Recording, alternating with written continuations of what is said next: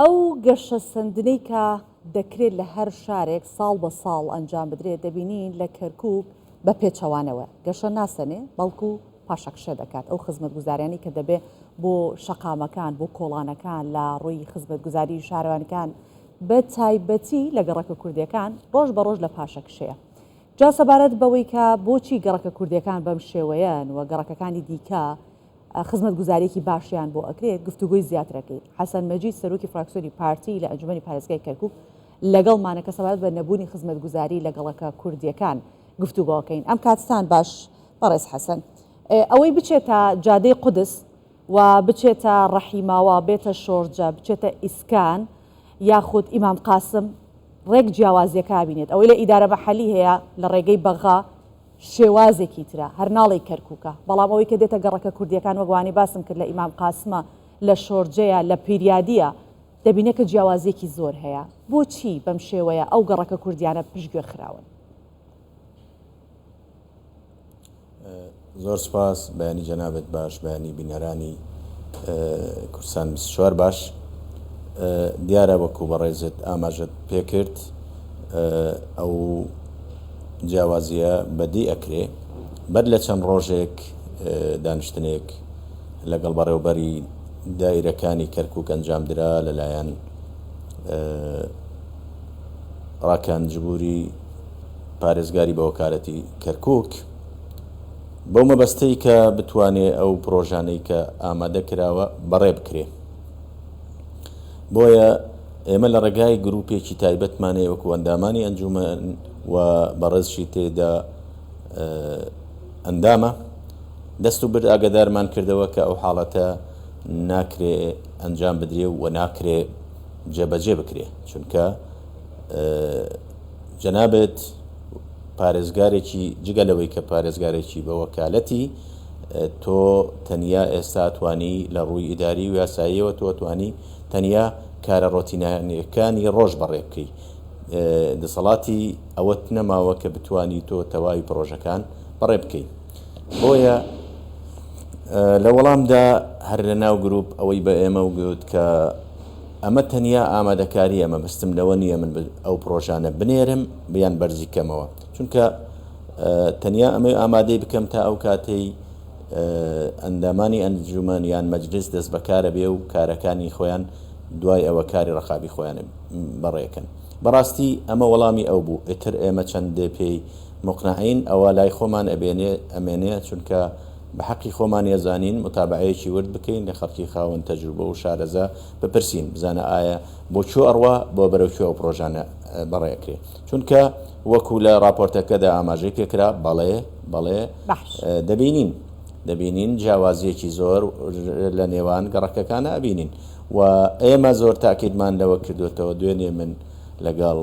هەواڵانم چوینە سەردانی شارەوانی کەرکووکمان کرد، سەردانی شارەوانیەکانمان کرد، سەردانی ئاوڕۆمان کرد، لەم چەند ڕۆژی ڕابردووە سەردانی قایمقامی شارمان کرد و ڕاستەوخۆش لە ڕێگای گروپەوە ئێمە پارێزگاری بە وەکالەتمان ئاگادار کردێتەوە، چونکە حەقی ئێمەیە ممارەسەی دەسەڵاتی خۆمان بکەین و چۆن لە کاتی هەڵبژاردنەکانە بەڵێنی ئەوەمان داوە کە باشە. بە سەبارەت بەوەی کە لە گەڕەکە کوردیەکان ئەگەر پرۆژەیەکی خزمەتگوزاریش هەبێت کە پێشتر هەبووە، ینی بەوە نییە بڵێ لە سەردەمی ئەم پارێزگارە هەبێت، هەر لە سەردەمی پێشووتر ئەو خزمەتگوزاریانە هەبوونە. بۆ نمونە یاریگای کەرکووک چونکە دەکەوێتە گەڕێکێکی کوردیەوە بە تەواتی پشتگوێ خراوە. ئەمەوێت بزانین باسیەوە بکەیت جیاوازی پرۆژەکان، تەنانەت ئەگەر پرۆژەیەکی خزمەتگوزاری گەورە بێت گەشتیارێکی زۆریش ڕووبکاتە ئەوێ بژانەوەیەک لە گەڕەکە کوردیەکان دروست بکات وەلاوەی ئەنێن دەچونە گەڕەکەکانی دیکەی کەرکووکە خەڵکی دیکەی تێدانیشتە جێبێت. لێرە ئەو جیاوازیە بەدیەکرێت دروستە ئەوە؟ بەڵێ تەواوی ئەو جیاوازیانەی کە جەنابەت ئاماژەت پێدا بەڵێ جیاوازی ئەکرێ. ئێمە تاکیدیشمانەوە کردوێتەوە کە بەپێی کەسافەی سوکان ئەبێ پرۆژەکان دابەش بکرێ، چونکە لە زۆربەی شوێنەکان وەکو وتمان نائەدالەتی یا ناهاوسەنگی هەیە لە دابەشکردنی پرۆژەکان و ئێمە چۆن بەڵێنمان بە خەڵکی خۆمان داوە کە لە کاتی حملەی انتخابیە ئینشاءڵڵا خاوەن بەڵێنەکانی خۆمانە بین و ممارەسەی تەواوی با بڵێن دەسەڵاتی خۆمانەکەین وەکو لیژنەیەکی ڕقابی لەسەر کارەکان هەروەها بە هەموو توانایەکی خۆمان دەوەستین بۆ ئەوەی کە بتوانین بە شێوەیەکی هاوسەنگ لەنێوان تەواوی گەڕەکەکانی شارە ڕۆژەکان دابشکن بۆ گەڕەکە کوردیەکان دابین بکرێت. من جەنابەت زۆر جوان شەرحێکی شارت دا گەڕک بە گەڕک و شوێن بە شوێن لە شوێنێکی شوێنێک وەکو پەنجائەلی کە زۆربەی هەرە زۆری خەڵکە تێکۆشەرەکانن ئەوانەی کە هاتوونەتەوە شار و تەماشاکەن دێ و ناحێ و شوێنەکانیان ڕووخاو و چوونە لەوێ ڕازی بوونە بەو بینایی کە بەبێ هاوکاری خۆیان شتێکیان دروست کردووە ئەوە باشترین دەلیلە کە پرۆژەکان لەو گەڕەکانە لە ڕووی ئەتوانم بڵێم کێشەی کارەبا کێشەی ئاوەڕۆ جادەوبان لە کەمی قوتابخانەیەکێکە لە کێشەکان توانم بڵێم هەتا سێدەوامیش لە گەڕەکە کوردیەکان هەیە کە ئەویش خۆی بۆ خۆی کێشەی بۆ خەڵکی گەڕەکانی ئێمە دروست کردووە بۆیە وەکو ئاماژەم پێکرد بەڵێنی ئەوە دەین کە ڕێگە نەدەین نەکەوەی بڵێن ئێمە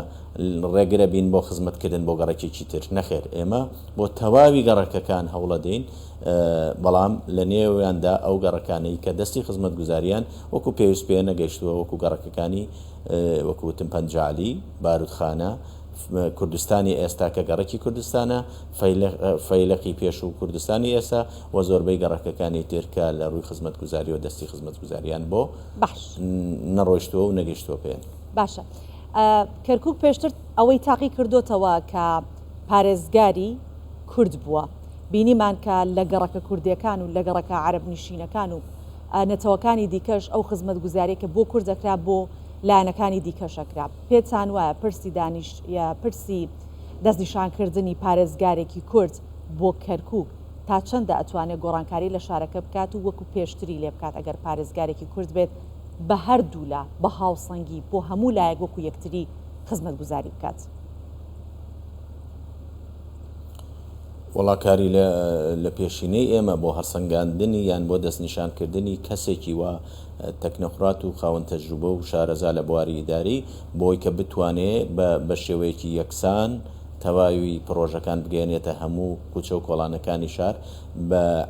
بە گەڕەکە عەرەبیەکان کوردیەکان تورکمانیەکان با بڵین بە هەموو گەڕەکەکان ئێمە یەکێک لە مەرجەکانی ئێمە بۆ دانانی پارێزگار ئەوەیە کە بتوانێت خزمەتکارێکی باش بێ لە چەقی بازنەکە بۆستێ بە بعدی یەک مەسافە بۆ هەموو نەتەوەکانی ترکار بکە و تەهمیشکردنی هیچ لایەنێک یان هیچ قەومێتێکمان قبول نییە و ئومێدەوارین کەسێکی وا خاوەن تەجروبە دەستنیشان بکەین و بتوانێت بێتە پارێزگاری شارەکە و خزمەت بە تەواوی نەتەوەکانی شار بکە. باش زۆر سپاس دەکەین حەسەن مەجید سەرۆکی فراکسیۆنی پارتی لە ئەنجومەنی پارێزگای کەرکووک میوان بووی لەگەڵمان سپاس بۆ بەشداری بوونتە.